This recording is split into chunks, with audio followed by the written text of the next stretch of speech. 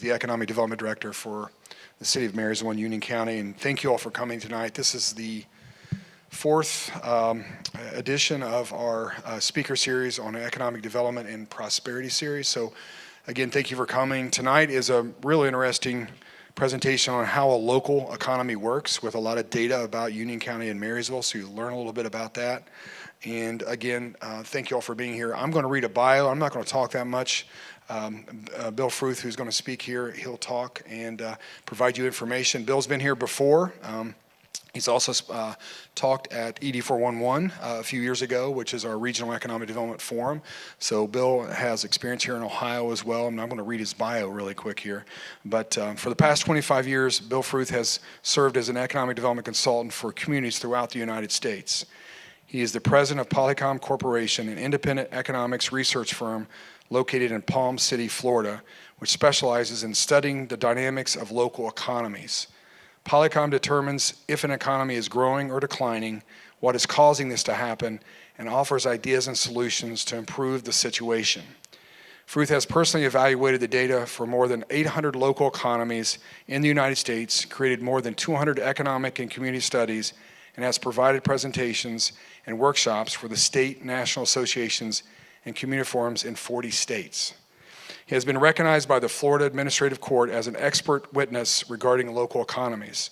Prior to founding POLICOM from 1988 to 1995, Fruth served as the vice president of the major industrial land development company, directing the development and marketing of a 500-acre corporate park in West Palm Beach, Florida.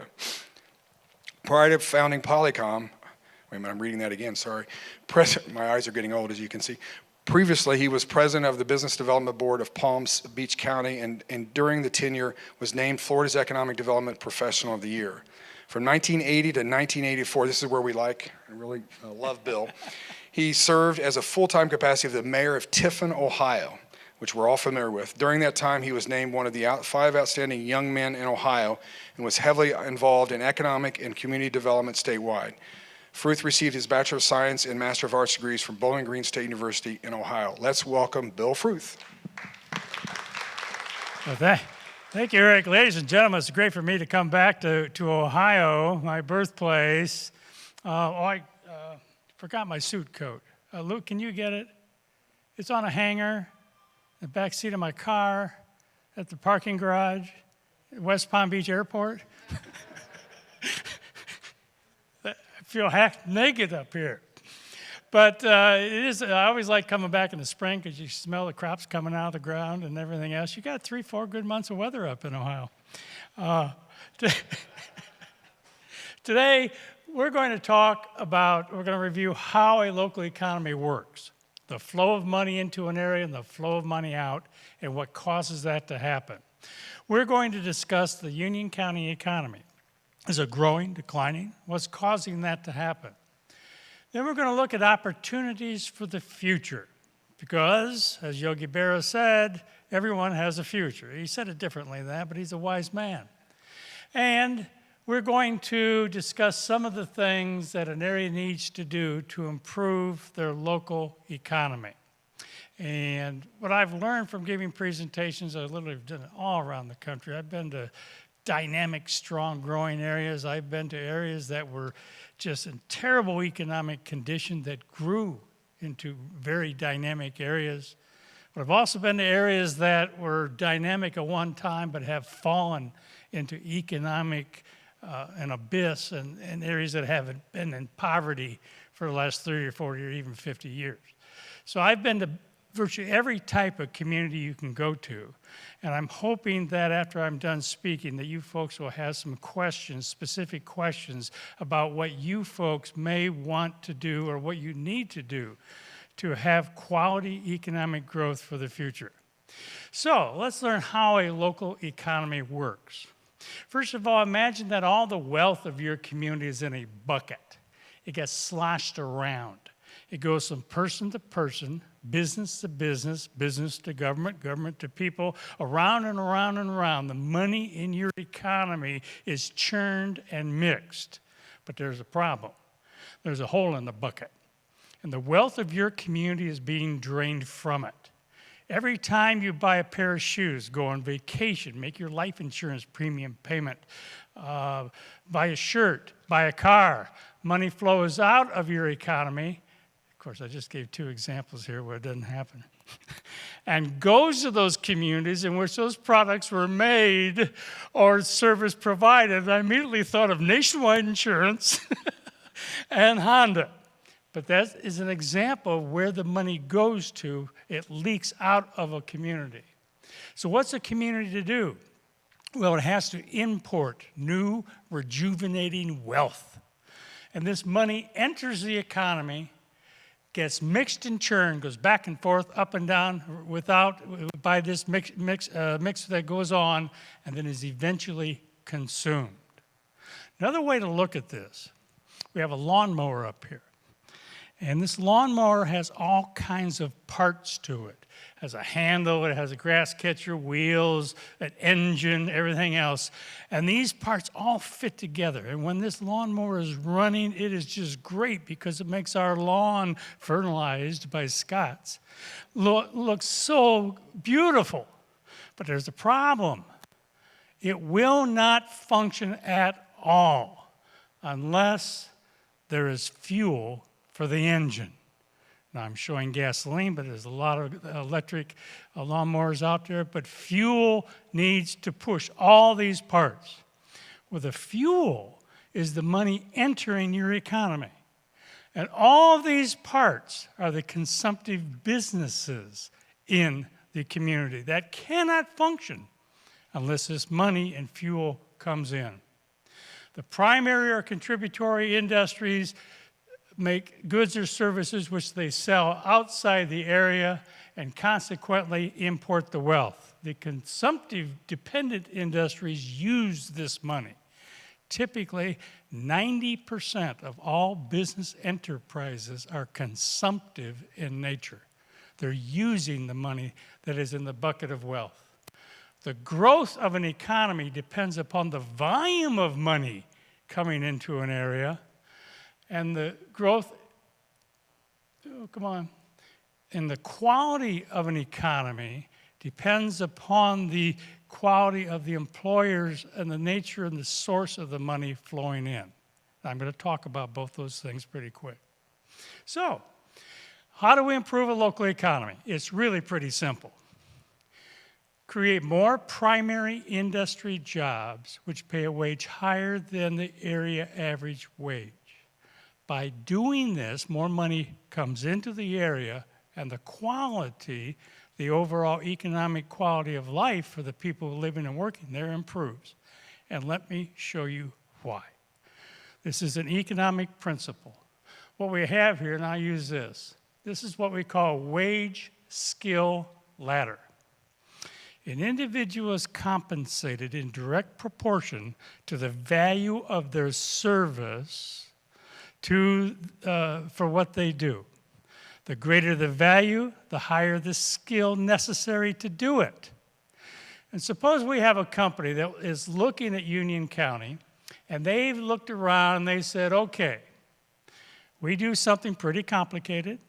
In order to get the workforce necessary to perform those tasks, we're going to have to pay $80,000. They've determined this from looking at the labor market. And so we have $80,000 step on the ladder. Suppose they're going to employ 200 people. So they come to town. Where are they going to get their 200 workers? Typically, they will look at the next rung on the ladder, the $70,000 rung. Why? Because those individuals who have demonstrated an aptitude, a skill level, that with training, they would value at $80,000. So they come in and they draw up 200 people from that step on the ladder. Well, that causes what we call a vacuum in the marketplace because these folks here have to hire 200 more people. And they will draw from the 60,000 step on the ladder. Why? Because those individuals have demonstrated the skills and aptitudes with training, they can do the $70,000 a year job. And this repeats itself up up and all the way down to the point that 200 people are sucked into the workforce. One high-wage employer coming in, hiring 200 people, can improve the economic quality of life for 1,500 people because they climb the wage skill ladder. Now, it doesn't happen perfect like this. This group here might bring some people with them. They might hire some underemployed people at this level. But the overall effect is hydraulic pressure caused by creating high-wage jobs improves everybody's economic quality of life. So, each year I rank all the metropolitan areas and micropolitan areas in the United States for economic strength. Now, there are 384 metropolitan areas. They're the bigger areas. There's some 500 and some micropolitan areas. They are smaller areas. I look at 23 economic factors and measure them for a 20-year period for how well they've grown in quality and in size and how consistent this has occurred. So I want to show you the 10 strongest metropolitan areas in the United States for our 2023 rankings. Nashville being the strongest, Austin, Sioux Falls, South Dakota, Huntsville, Raleigh, going down the line. Some of these might not surprise you. And these are the 10 weakest metropolitan areas. Most of these areas have been in economic distress for more than 50 years. They are economic cesspools. I've been to 3 of them. It's difficult areas. These are the metropolitan areas in Ohio.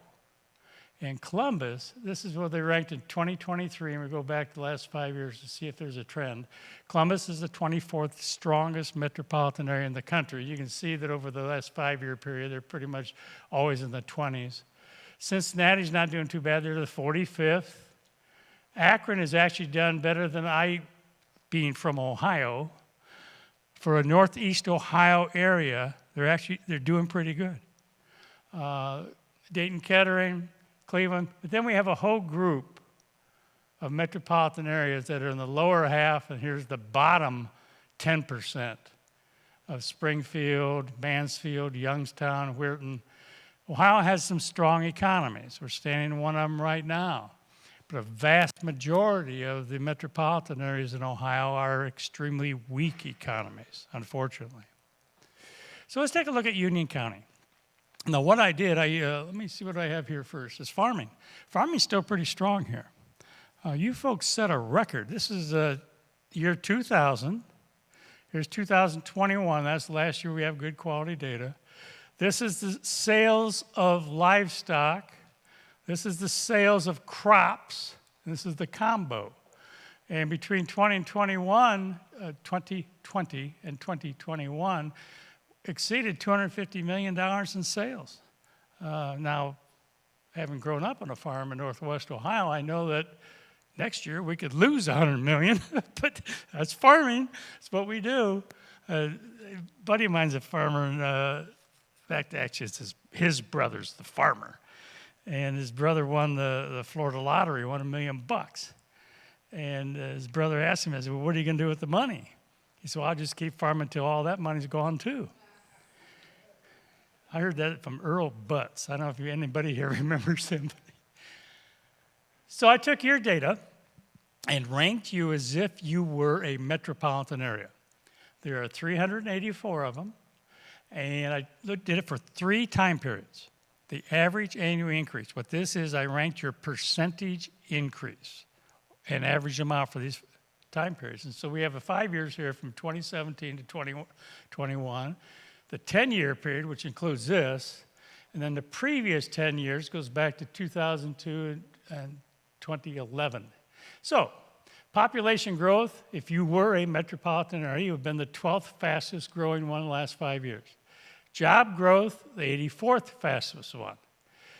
Worker earnings, the growth in how much money people earn. The total volume, ranked 212th. Wage growth, 355th out of 384. So wage growth has not been good. The growth of non-farm proprietors is the 11th fastest. And included in non-farm proprietors, in fact, well over half of that, those are your small business people who are unincorporated. An awful lot of construction people who are in the trades are sole proprietors, and most realtors, in fact, I think all realtors are pretty much proprietors. And they make a bulk of these, of the non-farm proprietors are in those two categories. Your per capita personal income at 27th, but the per capita government transfer growth was pretty slow, and that's not a bad thing. Look at another thing here. By the way, all these are in your handout. I don't know if you didn't print the handout. That's posted. All right. These graphs are all in there, so you have to, I didn't see anybody writing anything down, so you're pretty smart. Population of 64,000 to 381st if you were a metro. You're bigger than the 3 metropolitan areas, just this county. Annual wages of $70,000 is the 58th highest in the country. The per capita personal income is the 62nd. And here we have a whole bunch of 300s, which is at the lower end of the thing. And that's a good thing. Because these are Medicare, you're not dependent upon retirees, you're not dependent upon government sending Social Security checks, your welfare is really low, and you don't hardly have any Medicaid at all. So you want big numbers here, and the one you really want to have as a big number is in your annual wages. And you can see that you've never been a welfare area, because these numbers are pretty much the same all the way back in here. So you're not dependent upon government. I've got communities in Florida. My God. I may have a friend who's moved to the villages. No one? Yeah, I was going to say. Fastest growing area in the United States of America the last 5 years. The villages. It's a massive retirement community. I think it's 72% of the people are over the age of 65. Oldest metro in the world. But we have a lot of places like that in Florida. And I talked to a hospital administrator one time. We're in Pasco County, north of Tampa. He told me that 87% of their billings are Medicare. A lot of counties in Florida are dependent upon Medicare, Social Security, and private retirement because the retirement population is so high. And the average wage in these counties, like the villages, fastest growing area in the United States of America, is one of the lowest average annual wages of any metropolitan area in the country because all they create are service jobs. So that's a good thing. I'm leading up to that. Let's visually look at your employment by industrial sector. This is 2002, 2021. Blue is total employment in manufacturing. Was hanging on there, went down, came up a little bit. Here's administrative services, and in that we have contract workers. That's why it's so high, because Honda hires a lot of contract workers. But that also dropped pretty precipitously here in the last 2 or 3 years. Retail has finally grown. It just flatlined for years. Last 4 or 5 years, retail has finally grown. In most economies, retail or hospital is the #1 employer. Hospital healthcare is right clear down here. So you don't have, your hospital healthcare industry is not real big in Union County right now. And there's reasons for that. Hospitals, medical industry is a consumptive business. It is dependent upon the buying disposable income of the people who live and work in the area. And it is not self-generating. So when there's a relatively low population base, I mean, each hospital, I can't remember what the numbers were, a hospital administrator told me one time, in order to build a hospital, you have to have at least 50,000 people in your marketplace in order to support a hospital. And so your population has been not quite there yet for a while. And so the hospital healthcare industry never really took off. And same thing with retailing.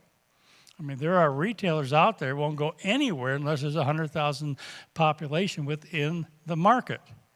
And so as the population grows, your healthcare industry will improve and you will have more retail opportunities. But I did several studies for Los Alamos County in New Mexico. Los Alamos has the highest annual earnings per worker of any area in the United States except for San Francisco. Now, Los Alamos, how many have been there? Well, it's hard to get to. It's on top of a mountain. It's where the laboratory, the National Nuclear Laboratory, was constructed for Einstein and Oppenheimer to develop the atomic bomb. And that facility still employs roughly 16,000 people in Los Alamos. That's why the annual earnings is so high. But they don't have any housing.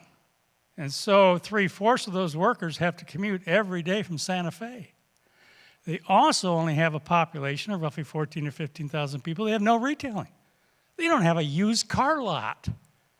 The biggest grocery store is about what would fit in here. And so this is basically an example. And their economic development guy, they're telling him, we want a Target. Well, go to Santa Fe. Target will never come here, but look at our annual earnings per worker. It's one of the highest in the state. That's where Fruth told us we get all this money. Yeah, that's what people earn, but they don't live here. There's just not enough people.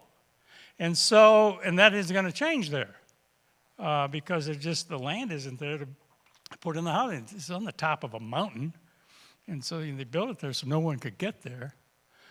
This is interesting, and we're going to get in some of these graphs here.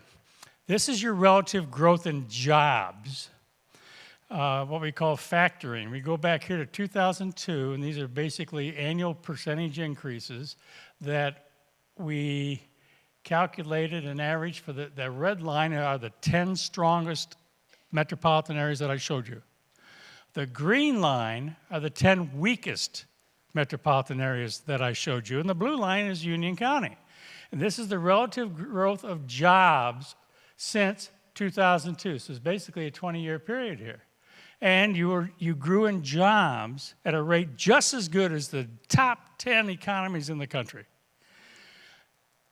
Another thing to look at on growing in size is the volume of money earned by all the people who work in the county. And we adjust this for inflation. We start once again here in 2002. We take off, and here are the 10 strongest economies. Here is Union County. Keeping pace with this, but have flatlined for the last 5 years. The relative growth of volume of earnings by people working in the county after adjusting for inflation has not increased. And the 10 weakest economies down here, the size of their economy hasn't improved in 20 years after adjusting for inflation. So, we're going to talk about, that's growing in size. That's the volume of the economy. We want to talk about growing in quality, because quality is just as important as growing in size. And quality basically is what people earn as individuals within the county. And I was in Flagstaff, Arizona. I started talking about wages and earnings and the quality of the economy, and some bird stands up in the back of the room, starts yelling and screaming at me.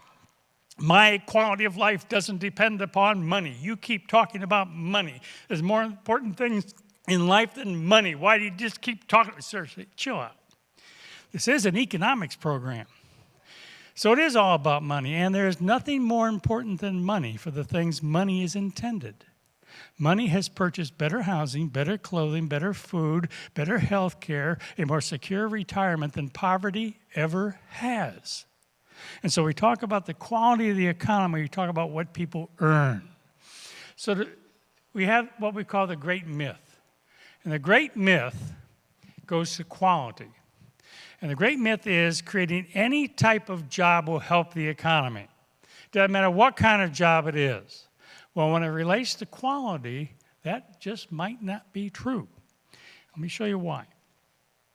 Suppose you own a baseball team, and these are your players. Actually, softball team, look at these batting averages.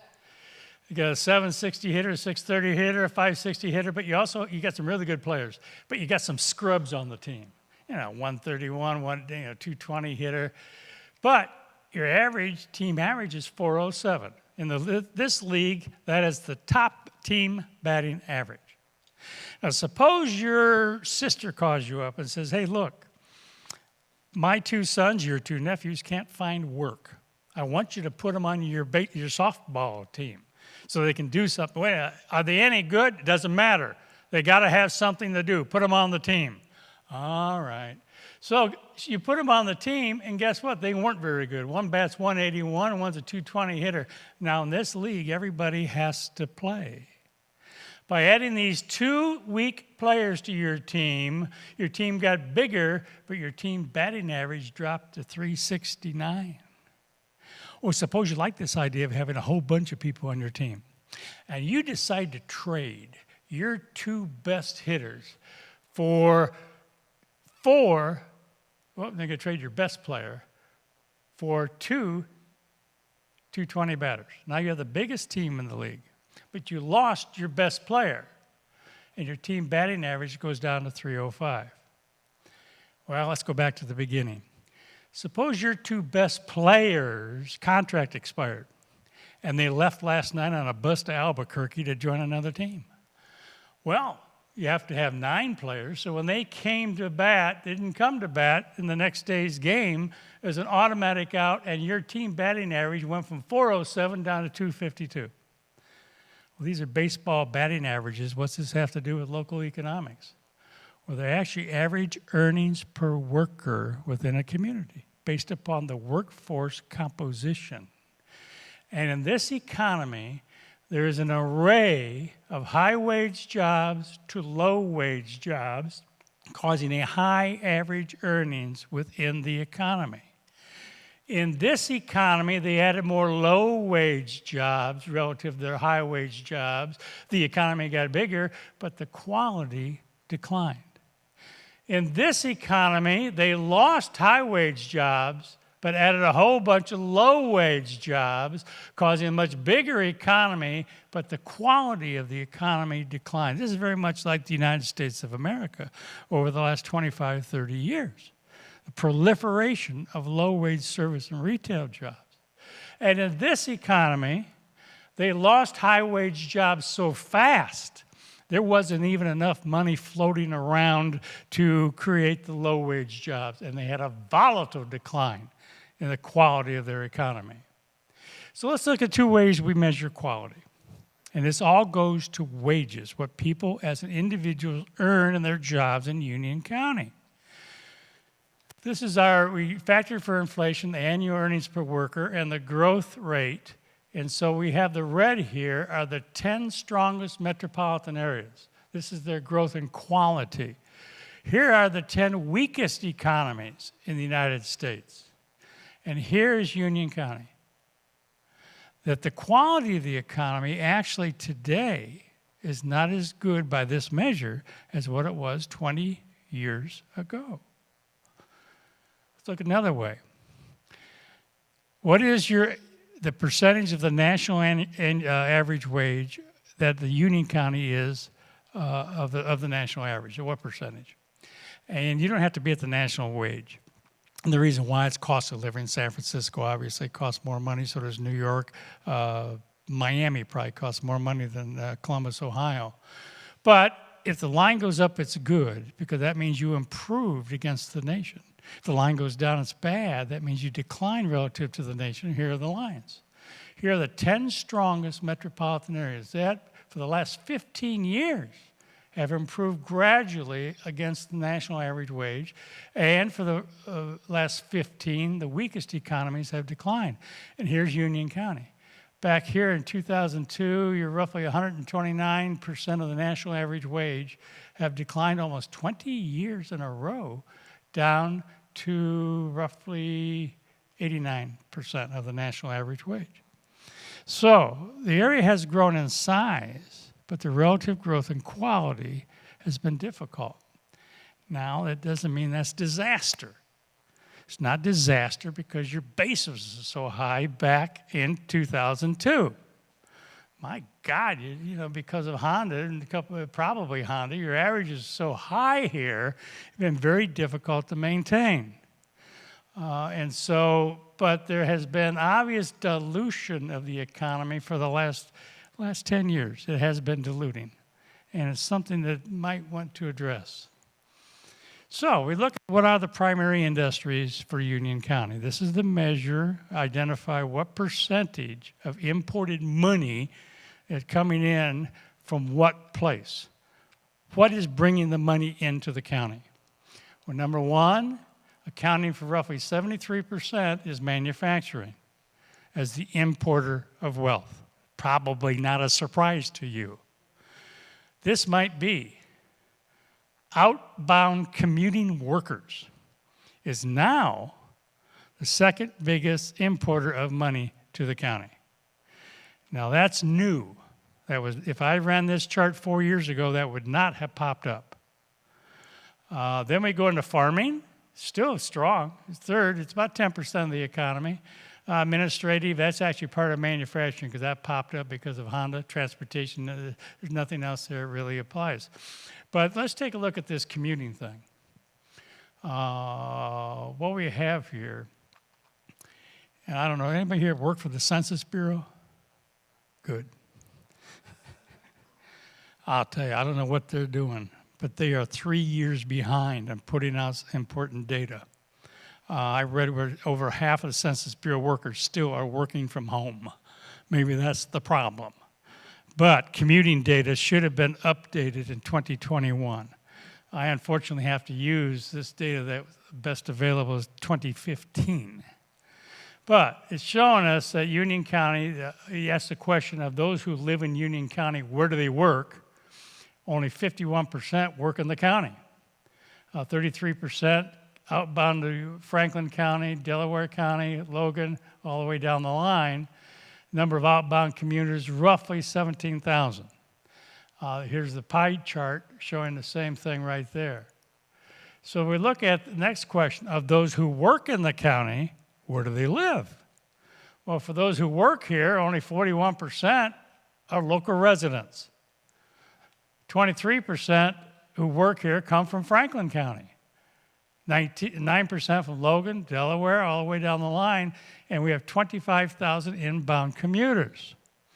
But this is good data. The next one I'm going to show you, because the Bureau of Economic Analysis can create this data on an annual basis based upon personal income tax returns and employer reports. This is good hard numbers.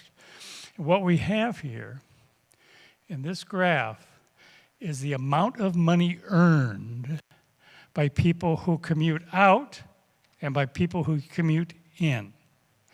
And your outbound commuters, these are the outbound commuters. No, yeah. Yeah, I gotta get it right. Inflow of money is an outflow of commuter. Here's the people who live here and work some other place. Here are the people who work here and live some other place. And the lines crossed in 2018, which basically means that now there's more money earned by people who live here and work out there than what it used to be. That's a good thing. Well, it showed up as money being imported, right? Now we're importing money. That is a characteristic of a bedroom community. That you have a whole bunch of people living here and they drive to work in some other place, and people assume that's just wonderful because they bring their money back with them. Except they don't bring it back. There is a spending trail beginning at the place of work. On their way home, they might pass 2 malls, 3 Home Depots. Based upon the length of their commute, their doctor could be there, their dentist, their lawyer. The spending trail of an outbound commuter is the greatest given the length of their commute and the retail opportunities back home. If the retail opportunities are not back home, they will spend their money out there. So the numbers show that there's a net gain, but that money really isn't that much getting into the economy. Now, it gets into the economy because they're paying property taxes on their homes, and they're doing other stuff. Groceries are usually purchased locally. There's some spending, but the numbers that many times I look at, and probably in this this economy of disposable income, of spending 40% of these communities, 40% of it is being spent outside Union County right now. But a lot of that is because of absence of retail opportunities. It's also, I'm going to guess a lot of the new people moving here still have their health care some other place. Because the health care does not pop up here because there's not a critical mass of people for big hospitals and cancer centers and all the other stuff that people look for in health care. I'm going to skip over building permits because there's a couple of things I want to get to. I'm going to get over housing. You guys have had several housing programs, and I'll take questions on housing because I live in Florida, and I know some friends of mine are home builders, and they'll do 500 homes. They'll build them, pre-sell them at a lottery in one day. I've seen home building, and so I'm pretty familiar with it. If you go to my website, I created a historical comparative economic analysis. I think that's on your website. I don't have this posted on mine, but that's a lot more data about your community.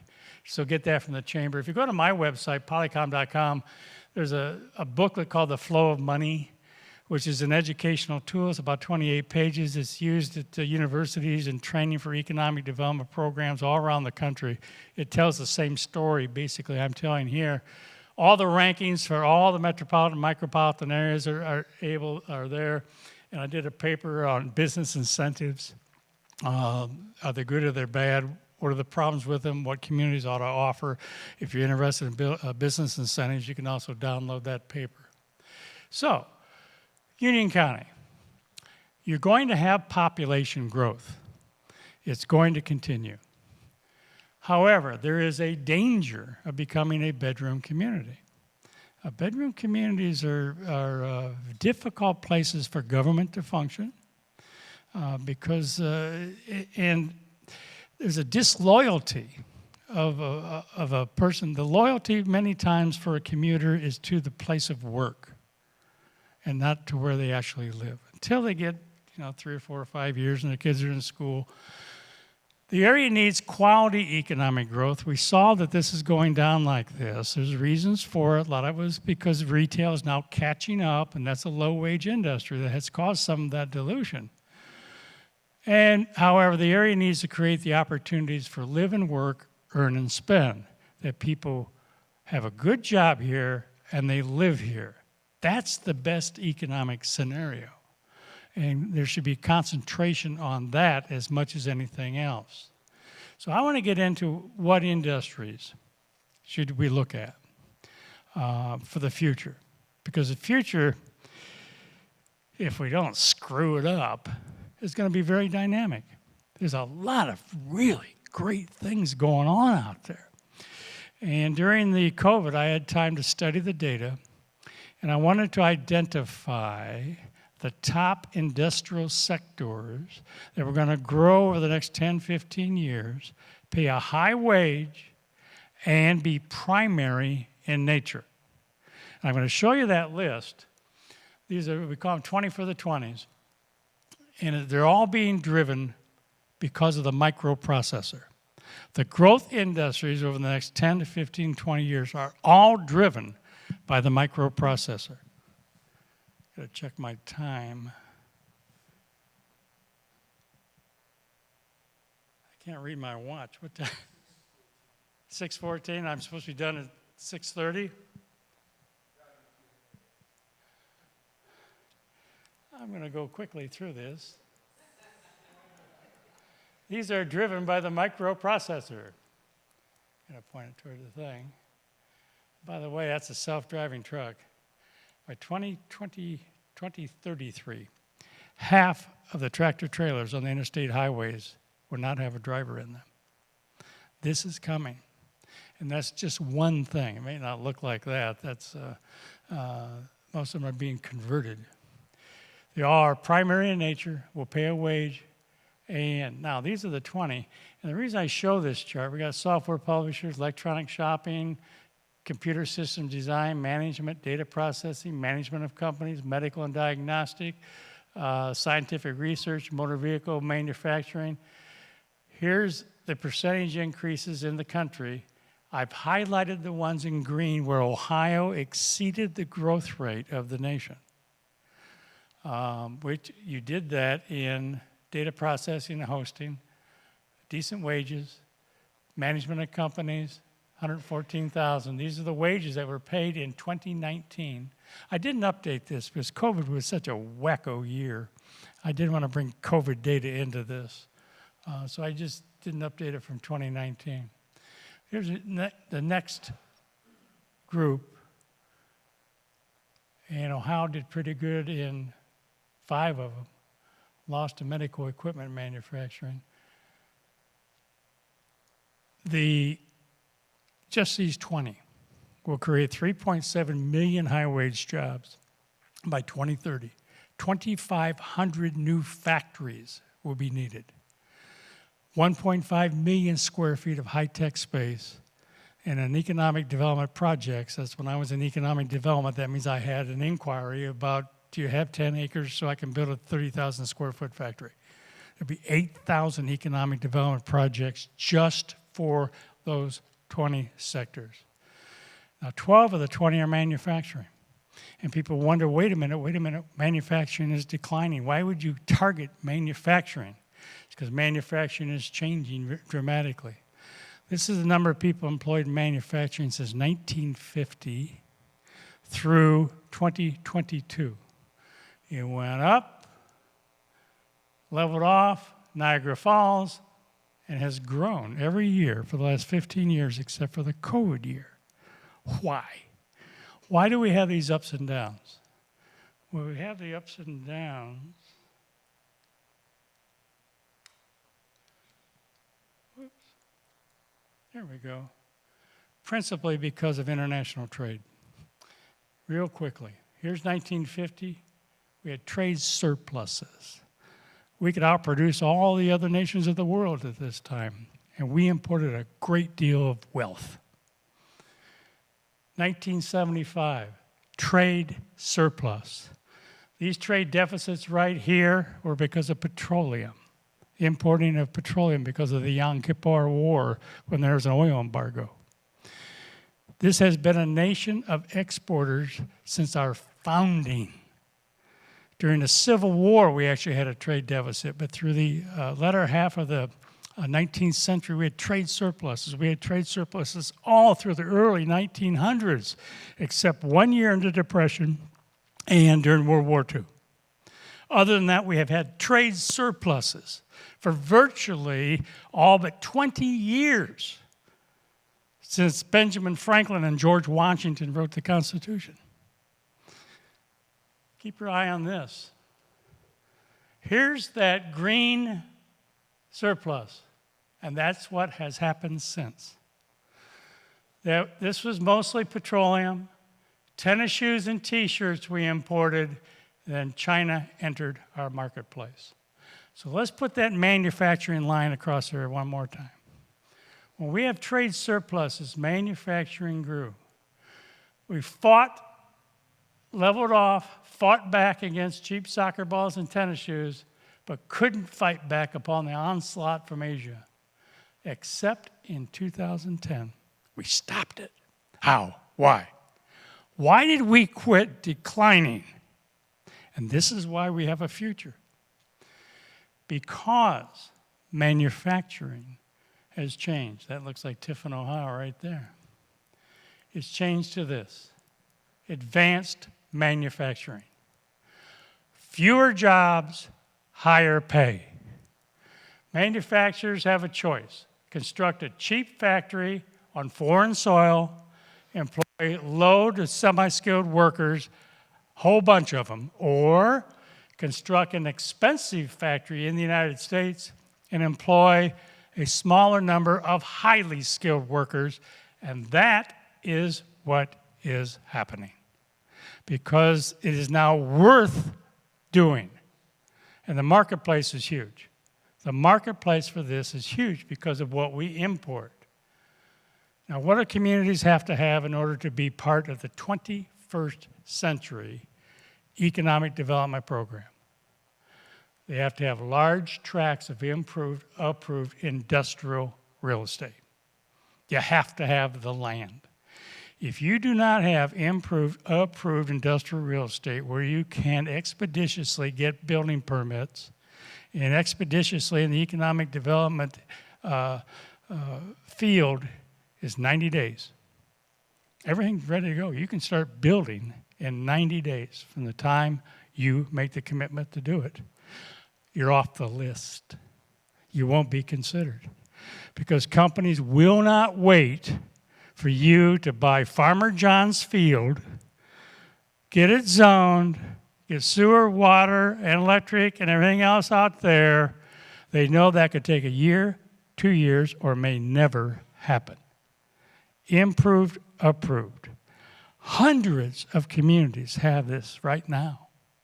I think south of the Mason-Dixon, I can't remember where the Mason-Dixon is, Tennessee South, virtually every southern state, every county in those southern states have community-owned industrial parks.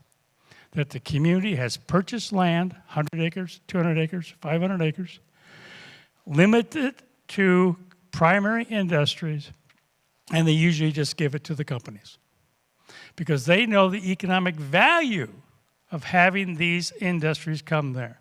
And the South licked everybody from 1990 through 2010.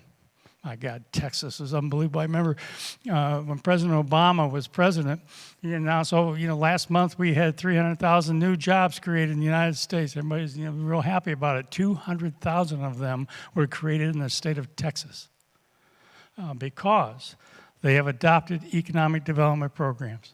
Second most important thing, trained and trainable workforce. And these are not hamburger flipper jobs in the future. They are technical jobs. They are jobs that require education, not necessarily college. A friend of mine works for Microsoft, and he said that they have been working with community colleges because a lot of their software work doesn't require a PhD in computer science. They still pay well, but a 2-year degree in a Microsoft training program can get them a $90,000 a year job. But that's just one example. The education necessary, communities that have fully mobilized and integrated with their industry, remember on that wage skill ladder, every time somebody jumped a step, I said it required training. Communities that provide that training on all of those steps are the most competitive in the marketplace. You need an abundant supply of inexpensive energy, not a short supply of expensive energy, an abundant supply. Fred, I have a client community, ironically, Columbus, Mississippi. I've been working with them for almost 15 years. Unbelievable what they've done there. Advanced manufacturing coming in there. They put in a 7,000-acre community-owned industrial park. 7,000 acres. They started with 1,500. Nothing happened. They added 1,500 more. So they had 3,000-acre industrial park. Along came a steel mill. Took 1,200 of it. They employ roughly 1,200 people, average wage $110,000. That was just the beginning. They've had a helicopter manufacturer there. PACCAR diesel engines have come in there. They just announced a second steel mill, $2.5 billion going in there. Another steel company's coming in and going to employ 500 people to buy steel from the new steel mill. And they're rolling there. But they have the best training program I've seen of any community in the United States of America through their community college. But they also have a relationship with the Tennessee Valley Authority. And they can get electricity for 4 cents a kilowatt hour. And that's good. That's probably half the best rate where I'm standing today. And these companies burn electricity. They use it. Second, multimodal transportation system, highest speed internet, low property taxes and abatement if necessary, communities, and the most important thing is that a community wants it to happen. Without the community wanting it to happen, it cannot happen. because the government needs the support of the people, the business community needs the support of government, and all this all ties together. It is a decision made by the community of whether or not they want quality economic growth. You have a choice. I'm going to tell you a story. Just a quick story, then we'll go to questions. You can stay as long as you want because I'm staying here at the airport tonight and fly back tomorrow. So, we can stay as long as you want. The tale of two cities, Tiffin and Findlay. Now, I may have mentioned in my introduction that I was elected mayor of Tiffin in 1980 and served from 1980 through 1983, and then moved to Florida. Why did I move to Florida? Well, we'll get to that in a second. So, some of you may know where we are. Tiffin, here you folks are, right there. Let me zoom in. Here we go. Here's Fremont. Here's Tiffin, Ohio. There's the county seat of Seneca County. And here is Findlay, Ohio, right here. So I become mayor, and we're in economic depression, and I'm looking around and said, my God. And Governor Rhodes came by one time, and I said, Governor, you know that Seneca County is the only county in the state of Ohio that doesn't have a piece of 4-lane highway in it? Bill, that's not true. When we built the Sandusky Street Bridge, we made it 4 lanes, just in case State Route 53 would ever be widened. And he was true. But other than a 4-lane bridge, there was not a piece of 4-lane highway in the whole county. And I asked around to the old timers. I said, what happened here? And a couple of them said, look, I'll tell you the story, because we were here. We were young at the time. When they were looking for the route for Ohio Turnpike, it goes like that. It was supposed to come here, come down between Tiffin and Fremont. Here's Fremont, here's Tiffin. Give us both an exit and continue on. When that became public, our community went berserk. We don't want that highway in our county. It will cause change and cause growth. And they spoke loud, and they kept it from happening because the turnpike didn't come into our county and stayed north of Fremont. When Dwight Eisenhower et al. Were planning the interstate highway system, I-75 was supposed to come out of Toledo, come down here, go between Tiffin and Findlay, and give us both an exit, and link with State Route 224, and then continue down here. When that became public, community leaders and everybody came out and said, we don't want that exit here. It will cause growth. It will cause change. Well, fine, we don't care. Findlay says, give it to us. Now they got 2 exits right there. So I became mayor in 1980, and we're in the only county in the state of Ohio that doesn't have a piece of 4-lane roadway in it. What has happened since? 1980, the population of Findlay was 28,000. When I was mayor of Tiffin, Ohio, it was 23,500. Today in Findlay it's 40, and it's 17,900 in Tiffin. My college high school class graduated 63 people who went on to college, my high school class. 5 of us came home. 1 was a veterinarian who joined his father's practice. 1 was a lawyer, joined his father's practice. I came home, lasted 4 or 5 or 6 years, then moved away, and I don't think the other 2 ever were able to succeed because the economy was in such terrible condition. And today, Findlay's ranked 151st out of 500 and some micropolitan areas, and Tiffin is below average, well below the average, and is still on decline. House I sold in 1984 to move to Florida. I was able to sell it. I owned it for 7 years. I got what I paid when I sold it. Today, it's worth 3 times what it was in 1984. That same house in this county would be worth 8 times what it was worth in 1984. You don't want to live in an area that isn't growing economically because the young people will all have to move away, and it's a very terrible situation to be in.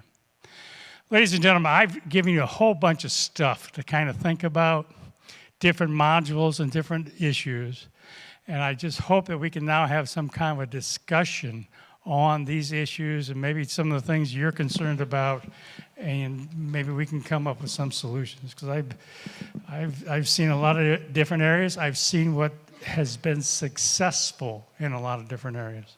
Yes, sir.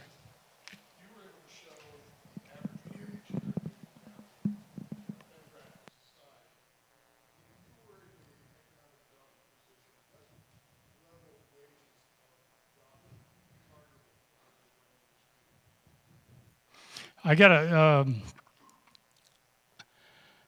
look at your numbers better. What I have to do on that wage scale ladder, I gotta figure out how many steps are filled.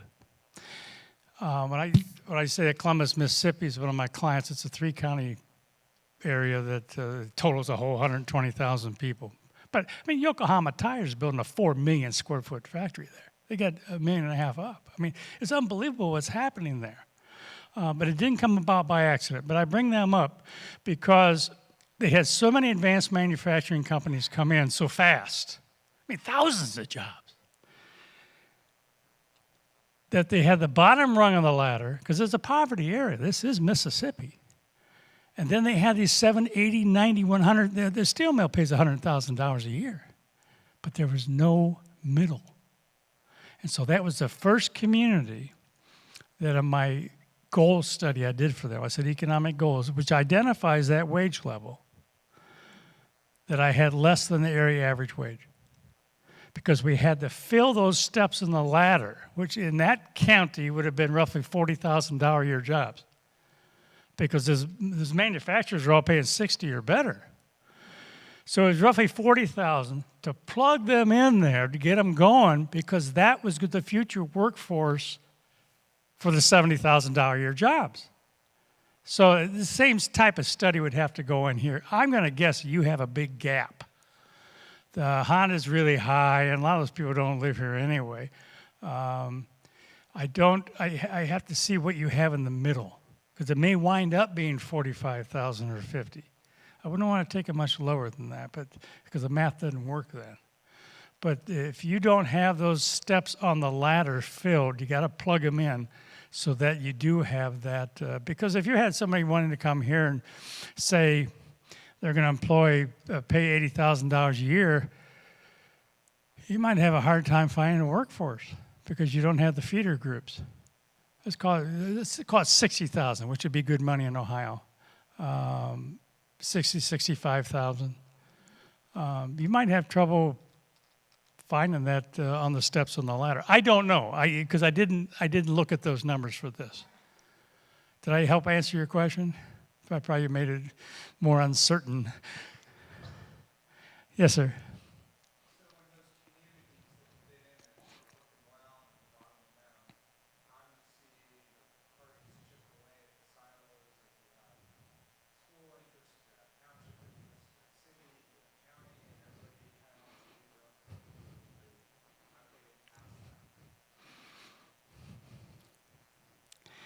Yeah, the thing about Northwest Territory states, I remember my Ohio history. You know, when George Washington came here to survey, he walked 6 miles, went south 6 miles. You know, he laid out his sections, and how many sections is it for a township? 36 sections is a township? I think, you know. So we got township government, muni government, probably village government, municipal government, county government, multiple school districts. There's too many political subdivisions. Now, how do you handle it? I'm trying to think of an area in Ohio. There's not another place in Ohio that's doing really well other than here. You saw the economic strength rankings. And it might be because there's too many levels of government. Or there's other political reasons. Or, so we got to get out of this. There are silos, though. There are anti-growth, anti-tax, anti-change. You get all that stuff. I'll give you a wonderful example. And it's leadership. It all comes down to leadership. Pinellas County, Florida, St. Petersburg. You probably know the St. Petersburg Clearwater, right?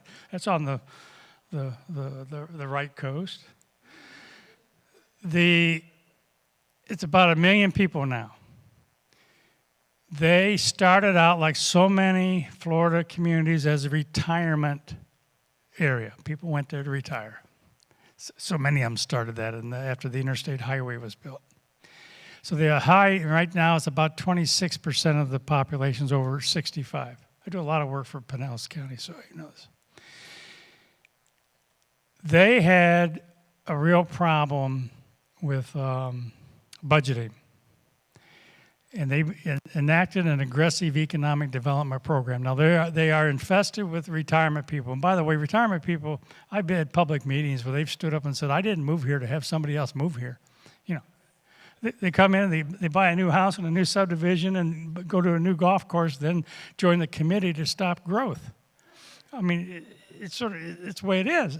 But a lot of that goes away through communication. So the retirement community initially fought economic development. This is in the early 90s. And I had been involved in economic development. I talked to the fellows there, and I said, look, do it anyway, because they won't even know it happened. I'm talking to the county commissioners and that over in Pinellas County. So they enacted one of the best economic development programs I've seen, created roughly 20,000 quality primary jobs during the 1990s. They have more people employed in medical equipment manufacturing than any county in Florida. In Florida, by the way, the second biggest industry in Florida is manufacturing. Folks don't know that, but it is. Retirement's number one. Tourism's about 10th. So today, all that industry went to the center of the county. The retirees all live along the beach. Don't even know they're there, other than all the money the corporate community has donated to the community. They got museums. They've got all this stuff going on. They have corporate headquarters there. Raymond James is headquartered there. They have so much going on in Pinellas County, and this cash just keeps flowing right at the community.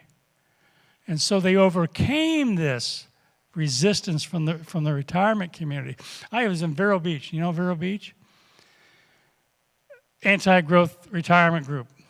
Yelling and screaming because CVS, one of our drugstores, want to put in a warehouse near Interstate 95, which is about 30 miles from the ocean. Fighting it. We don't want change. It'll change our entire quality of life. So I gave this community presentation. 2 years later, I come back. In the meantime, CVS put in their warehouse, hired about 400 people, and had the thing operational. The same guy who was yelling and screaming about against it stood up in the same meeting, at the next meeting 2 years later, and said, we kept out that drugstore, didn't we, that warehouse? We kept them out. It would have changed all of our lives. He didn't even know it was built. And so this is where it's all communication. Yes, there's change. But for the most part, if you do quality companies, the change is so beneficial to people, to the schools, young people. You don't have to have all your young people have to move away, which has happened in most of Northwest Ohio, by the way, and Southeast Ohio. Just moved away, like the mayor of a city, because of the absence of economic opportunities. Yes, sir, ma'am.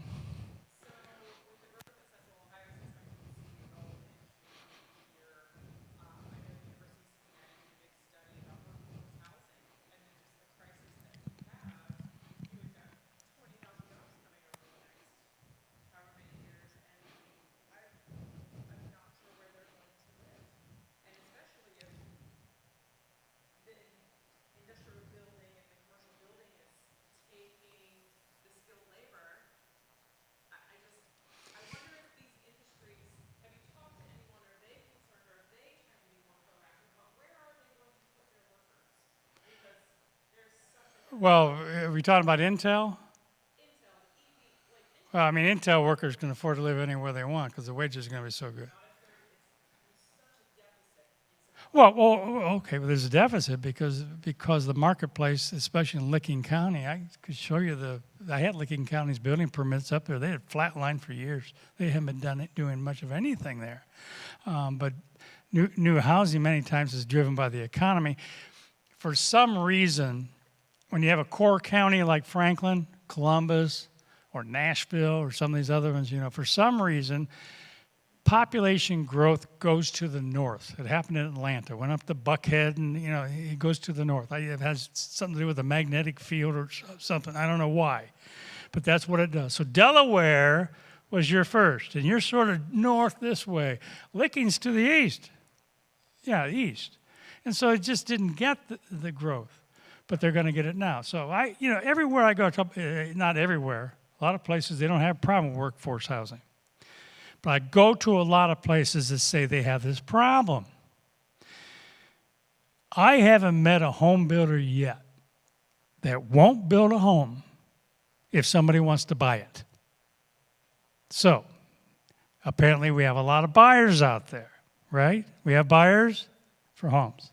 2 is costs. Why does it cost so much? In Palm Beach County, you can't find a house. I lived in Palm Beach County for 16 years. Housing costs there are a lot higher than here. And since I moved there are 500,000 people there. When I moved there, there's 1.5 million now. 1 million people population has gone there since I moved in 1984. A water permit costs about $30,000, a water meter. Impact fees are $10,000 to $15,000. That's traffic impact fees. They have impact fees for libraries. They have all this other stuff. A couple years ago, I ran the numbers on it. 26% of the cost of a new house was government fees in Palm Beach County. I don't know what it is here, but I do know that that is a barrier. It's also a barrier if there's excruciating time for someone, a home builder, to build something. There's 500 acres there, perfect for housing. When can I start building? You look around, 4 years maybe. Goodbye. I'll see you later. I'll go to Florida. I'll go to Texas. I'll go to Arizona. I'll build houses there. Actually, in Florida, it'd take you 4 years. But you have to examine costs. And I think that that's where a community needs to really, if you truly want to build homes for the people to live in, a builder will build them. But if their costs are at this point, they have to charge the higher price. I know there has been some expressed concern that if we give any incentives or discounts or lower the costs, it will not be passed on to the consumer. Well, that can be handled regulatory-wise. I mean, we have that in the Florida Keys. There's no workforce housing there, and so they get credits. We're going to sell it to the person for $150,000, but they can't sell it for any more money than that for 10 years or something like that. Because if I in the open market, might sell for $300 in the Keys. I mean, I'm giving you examples like Keys are very expensive now. So, any other questions? Yes, sir. Is it okay if we have more questions? So we would benefit from more high-skilled jobs to grow our economy. I'm wondering, with the wild card, when you hear about in the news about the impact of artificial intelligence that might replace some of that highly skilled labor Well, yeah, I don't know if anybody can accurately predict what AI is going to do to the world. Some people did predict what the microprocessor was going to do, and some accurately predicted what the internet would do. There is a very dynamic world ahead of us, but those are not the jobs you got to worry about. And in fact, you don't have to worry about them, because for every tech-type job that is lost because of AI, 2 more are going to open up in the same knowledge area somewhere else. The ones that are going to go rapidly over the next 10 years are hamburger flippers. I don't know if I want to put a year on this. This is 2023, well, if I make it 10 years, you have to invite me back to tell me I was wrong. 2033. at least 1/3 to 50% of all the McDonald's will have maybe 3 workers that you will pull up to a little kiosk, voice activated. I want 2 Big Macs, 2 French fries, and a chocolate shake. Wait a minute, make it 3 Big Macs, da-da-da-da-da. The voice will hear it, repeat your order. It'll come, a machine will make all that stuff inside. A human body won't even get near that food. It'll come through a conveyor under the pavement and pop out right next to your car. Typical McDonald's used to employ roughly 50 full and part-time workers. It's going to be cut to 6. And anything that's repetitious in the working environment will be replaced by a machine within 10 to 15 years. And most of those are low-wage jobs. Most of your retail jobs are just going to go away. Just go away. In a restaurant, it won't be long. They're already doing this in some California restaurants. Little robot will come up. Hi, how are you?